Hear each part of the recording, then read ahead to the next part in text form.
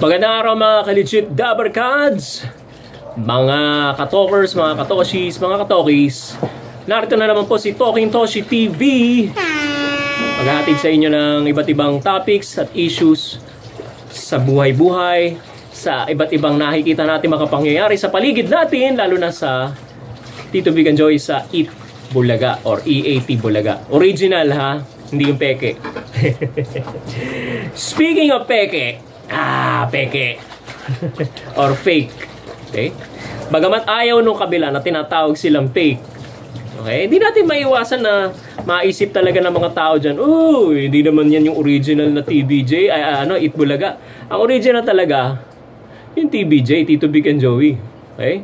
At syempre, pagka original yung TBJ, ano pa yung kabila? Hindi totoo, di fake, no? Okay. Sige. Umpisahan natin itong ating vlog, mga kababayan, mga legit Dabarkads. Nung ipinanganak tayo, mayroon tayong sarili-sariling choices. Okay? May sarili-sarili tayong gusto at pinagpipilian. Hindi natin pwedeng ipilit yung gusto natin sa iba, hindi rin naman nila pwedeng ipilit yung gusto nila sa atin. Okay? Okay. Ngayon, itong issue na ating pag-uusapan,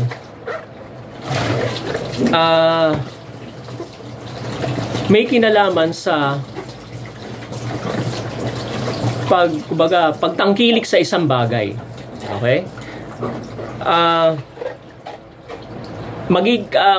Kaya mo kasi gusto ang isang bagay kasi malapit na sa puso mo. Nakasanayan mo na, nakagisnan mo na. At ganoon ang brand name na Eat Bulaga or yung Tito Big and Joey. Produkto na sila sa noontime show. Ano bang ibig ko sabihin dito? Nakasanayan na ng tao na tuwing tanghali, ang hahanapin ninyo ay Eat Bulaga. Original Eat Bulaga TVJ since 1979. Okay? Yan ang original na Eat Bulaga. Okay. Ngayon, since nung umalis ang TVJ at ang Eat Bulaga na original dyan sa GMA7, okay? Yung mga pumalit, medyo hindi na nagustuhan ng mga tao. Anong katunayan? Yung viewership bumaba, mga views sa online bumaba, online broadcast bumaba, YouTube, Facebook. Compare ninyo sa dami ng nanonood sa EAT Bulaga. Kamakailan nga, kasi ngayon panahon ng bakasyon. So, magbabakasyon siyempre yung mga ang ipinalalabas sa EAT, sa Channel 5, sa TV5, replay laban dito sa nakatape na broadcast ng Eat Bulaga, Fake Bulaga, Tape Bulaga. No? Partida pa. Mas marami pa rin nanonood kahit replay. Okay? Yan ang katunayan na original sila at sila talaga ang hinahanap ng mga tao. Ngayon, ilang mga host ng unang hirit ay nagpahayag ng kanilang saloobin. Wow, saloobin, Kaya lang siyempre hindi nila sasabihin diretsa yan, medyo papahapyawan lang nila, Okay. So, ano ibig ko sabihin? Pakinggan muna natin itong video clip na to. Hindi na natin papakita yung mismong video. Audio karamihan, para mas maunawaan ninyo ang ating pinag-uusapan ngayong araw na ito. Pakinggan po natin at panoorin. Pero ang bottom line yan, katulad na sinabi mo, huwag na lang tayo sa peke. Oo. Doon na lang tayo sa legit. Pati pagkatao, bawal lang. Ay, hugot. Ay! Attorney, maraming salamat. Maraming salamat. Have a great week ahead. Have a great week despite the rains. Keep safe. Chay? Yes. Busog na ba tayo? Busog na ba? Pero tama, wag na lang kayo mabeke. Agree? Oo nga. Nakikinig ako. Pero yan po ang voice clip, okay? Soundbite na galing sa programang Unang Hirit.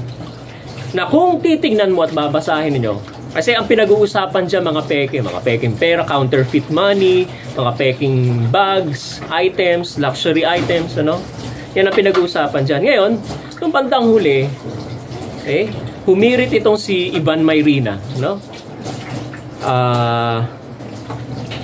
Huwag daw peke. Okay? Doon lang tayo sa legit. Okay?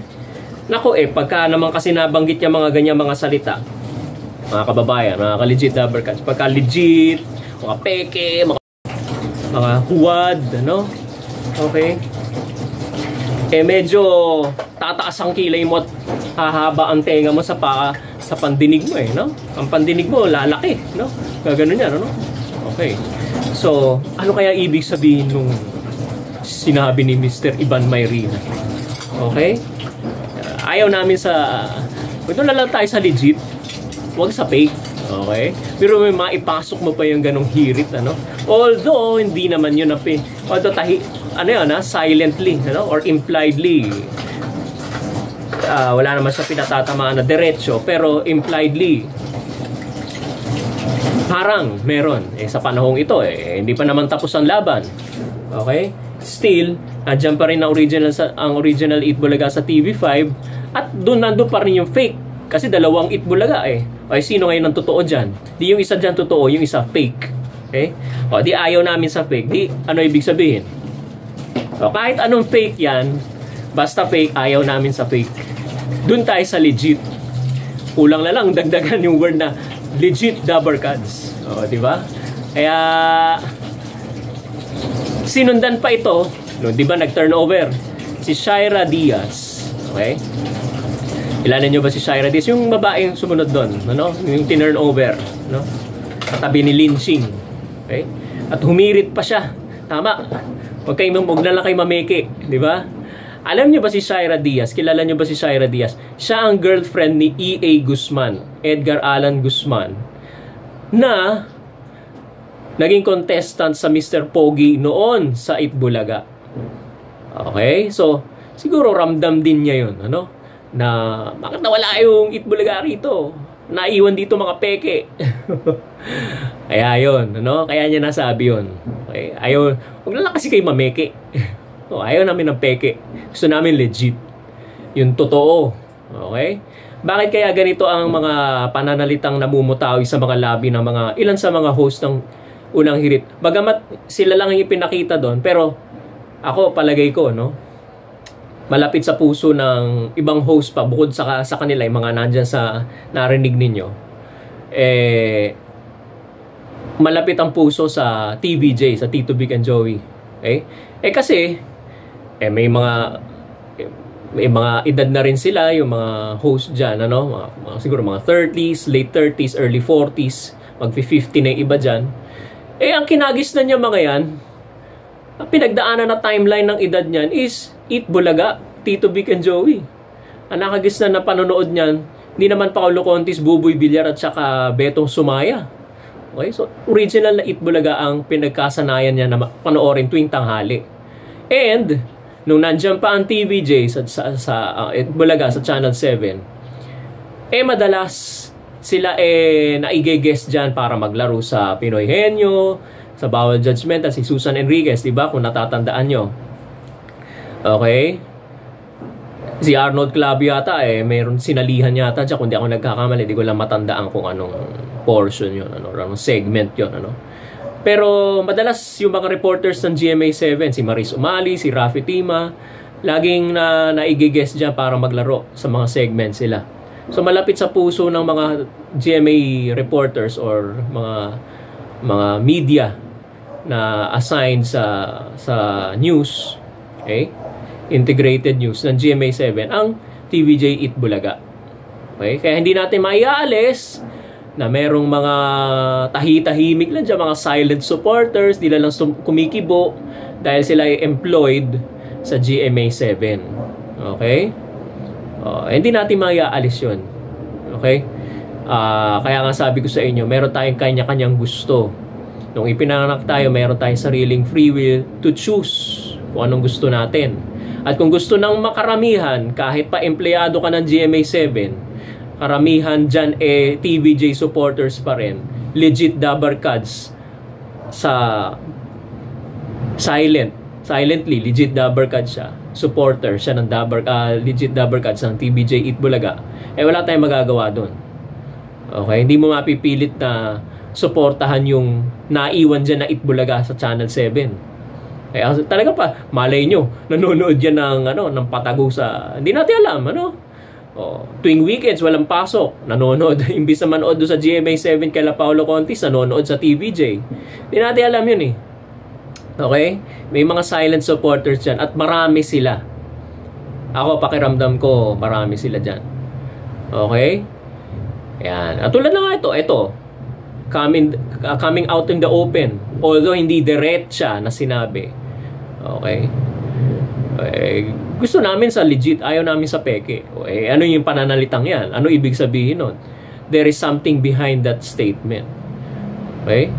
So, ayan. Okay?